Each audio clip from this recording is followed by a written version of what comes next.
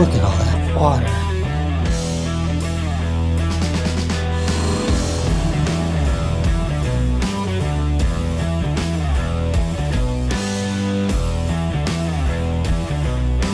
And I just want to show you what it looks like.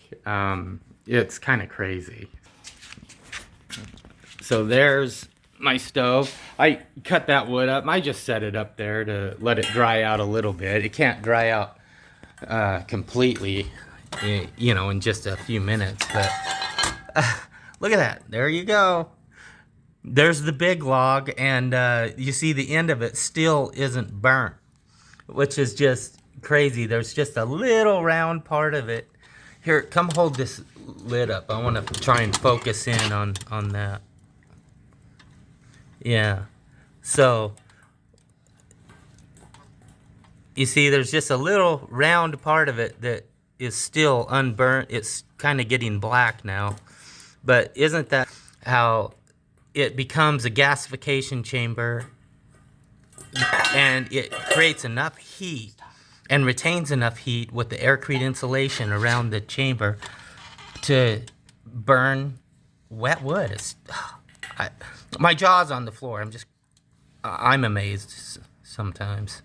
I'm gonna load another log or two in there. So this is a wet one. Yeah, let me see. Okay. This is a wet one. You see, it just sits there for a minute and then it'll flame up. But if you throw a dry one in beside it,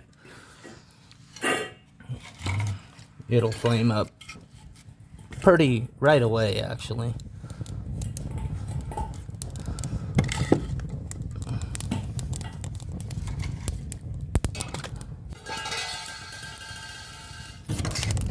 Our dog is playing with her food bowl. So, you see it's not quite so bright in there now. It's just at the very back of the stove.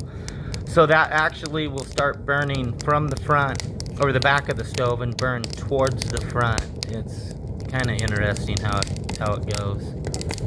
I just put a fresh log on. I put a couple logs on earlier, and it's kind of crazy to see how they burn. The gasification chamber is so hot that it burns. It forces vapors out the ends to kind of cure it out, and you can see the ends of those smaller logs that have burned down. They were about the size of the one on top. The ends of them aren't even burnt, and that one just took off and caught on fire. You stick a wet log in and it'll sit there for a minute and sizzle, and then it'll take off and start to burn.